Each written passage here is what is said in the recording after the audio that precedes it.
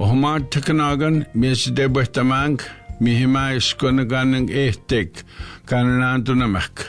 Mandogadan when Goman Koyak Chikan Makani Jan Shnanak Mina Jamaskawatoika the bench given nan Minagat Skunagan Nanan. Ogamakana go give Nasawa Tikinagan who had to do the minute. Abinojis Mihawe Niganu it again Madras Tamagoyak. We just nam Hiwe Chuganawen Mausian. Nanda Hima Chugabeshian Chuganawen Mausian. Give again Tikinagan.org. Nanda Kanus Basic Niswaso Wawi Bigan Niwan Ngudaso Nianan Nisan Ngudaso Nishan Niwan. Whatche, bonjour. You are now listening to Kahkenuh Aweyuk, Everyone Together on TikTok Radio, hosted by Tikinagan Child and Family Services. We appreciate you tuning into our weekly program every Tuesday and Thursday at 2 p.m. Central, 3 p.m. Eastern on Wawate Radio. Tikinagan is a community-based child and well-being agency rooted in and accountable to the First Nation communities we serve. We are here because we want to protect our children, help our families, and nurture our communities. To learn more about Tikinagan, visit tikinagan.org. Bonjour and hello to all our listeners. Thanks for joining us. I'm your host, Tommy Tikinagan, and you're listening to Kahkenuh Aweyuk. How's everyone doing today? I hope we're all doing well. On today's episode, we'll be continuing with the annual Chiefs Assembly as we'll be hearing from Tikinagan Board Chair Lorraine Crane, along with Associate Executive Director Rachel Tinney. So without further ado, let's get started. Greetings, welcome to our assembly. This has been a year of reflecting on our families, our communities, and our services. Our families are experiencing changes in these uncertain times. Raising children is different today. Some changes have been for the better and some for the worse. These changes motivate our dedicated board and staff in finding new and better ways to support our families while respecting our culture. In my youth, there were no agencies. If the parents were unable to care for their children, our community stepped in and did what was necessary to ensure our young people were cared for and loved. This was our way and it worked. Our service model, Mama Umbigao Suin, was developed based on our traditional ways of raising children. Our agency strives to follow this philosophy to ensure children remain in their communities with those who understand their needs. We need to support not only our children in care, but those who take care of their families without formal agreements. Caregivers come in all different forms: grandparents, aunties, uncles, cousins, and they step in when parents need support. These people need to be supported so families can be reunited. When a referral is made and we go to a home unexpectedly, I understand the instinct to feel attacked and the need to defend oneself. This is something I have experienced myself. After the initial hurt and anger, I took a step back to take a look at my life, to examine why someone would have to make a call. I took that opportunity to make positive changes in my life, which not only benefited me, but also the children in my care. My hope is that when a referral is made and we go to a home, our families take that same opportunity to make positive changes. I hope they use Tikinagan as a resource to strengthen and empower themselves. We are there to support them and advocate for them. Tikinagan was created not to take children away from their families and communities, but to keep families together and support them in staying strong and resilient. Our new initiative, Kahkenuh, is our way forward to achieving the original Chief's vision, where each community would implement and maintain their own child welfare laws. Since embarking on this new journey, we have seen an increase in communication with some communities, and we look forward to more communication with other communities in an effort to determine how they would like to see Tikinagan provide support in the future. I would like to thank our communities for their continued support and dedication to their children and families who remain in their communities as well as those who live elsewhere. I am grateful for the support of my fellow board members, the support that my fellow board members provide. Their wisdom and guidance have supported my role as board chair. Tikinagan's leadership team and staff have worked hard during these changing times to ensure our families receive the services they need.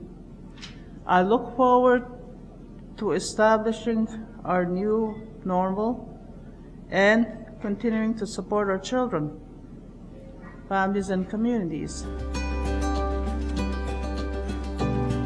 Gananantunanina anukiwan ke maskawishkagawaj an sinnawak. Tikinagan abinoji sigama unanantunawan anukinaganan. Gigamin ko minno ontasiwan kiwan. Jimino tibahigatagan kiwichi gowanan. Mina chigaganagatek ina tasi wichiwewan. Mina anukiwa kikanohamagawan.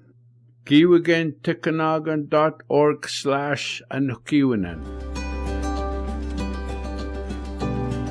So since Tikinagan was established in 1984, by the chiefs of this region, we have been moving away from mainstream service delivery and incorporating traditional practices and Indigenous values into the ways we provide services. So while listening to our leadership, our elders, our parents, our children and youth, we continue to enhance and adapt our Mamau Obikiyawasawan service model even today.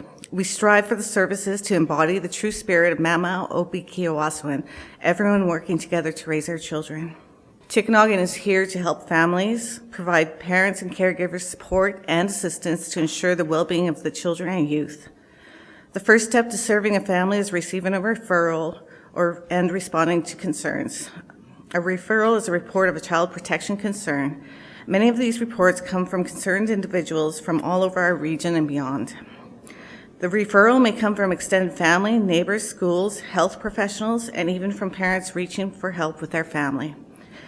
We received 7,984 referrals, with over half of these received from within the First Nation areas we serve.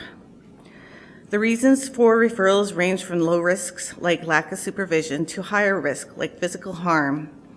The top 5 reasons for referrals are listed below. However, the majority of referrals include these top 5 are connected to alcohol, drug, or substance abuse and chronic addictions.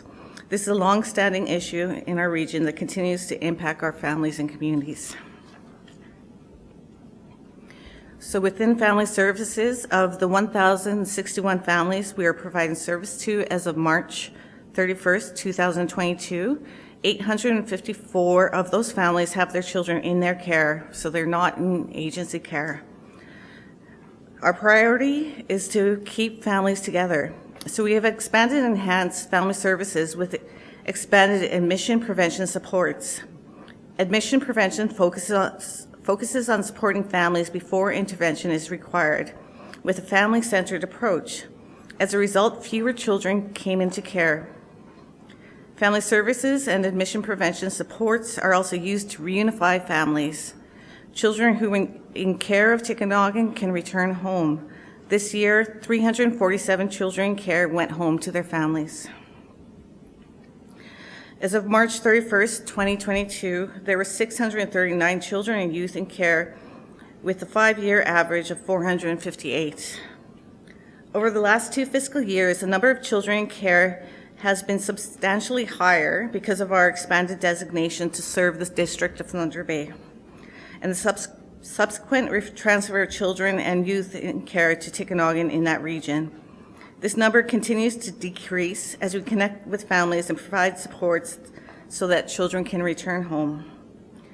Using Mama Obiki Awasawan, Tikinagan has always had very low numbers of children in court-ordered care, including extended society care, which was previously called Crown Wardship. Currently, there are 29 children in extended society care. Tikinagan is working towards moving these youth into customary care with the ultimate goal of reunification.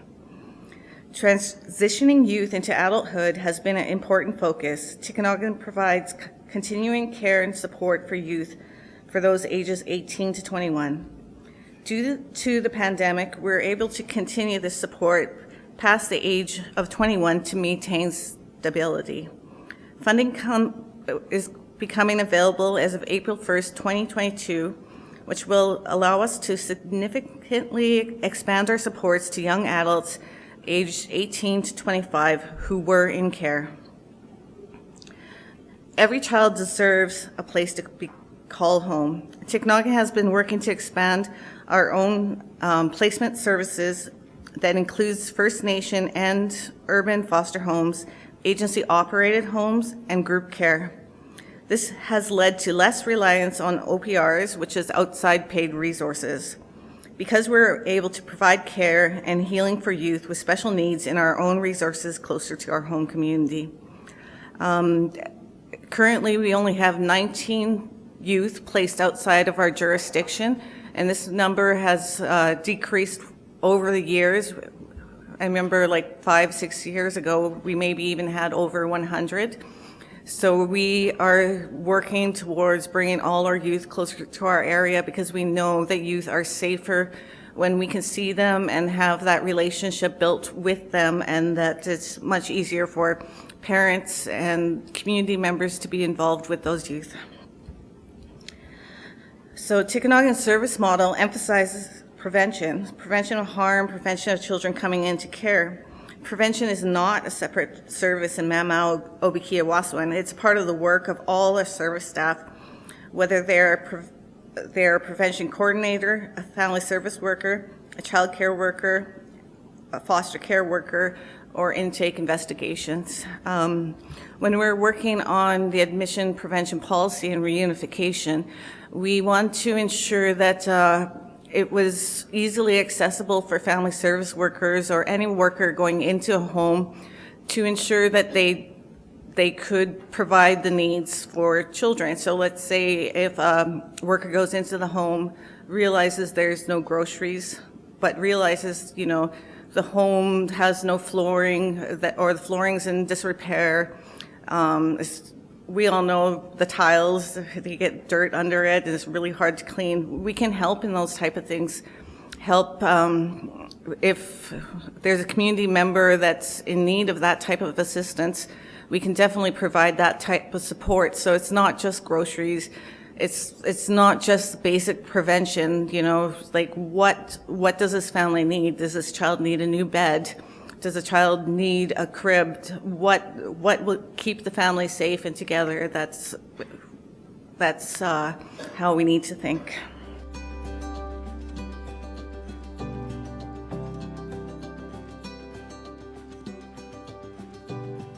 During the annual Chiefs Assembly, Tikinagan honored 7 foster parents along with presenting the ＡᐃՀЯΝ Award to this year's recipient, Judy Ann Schnebb.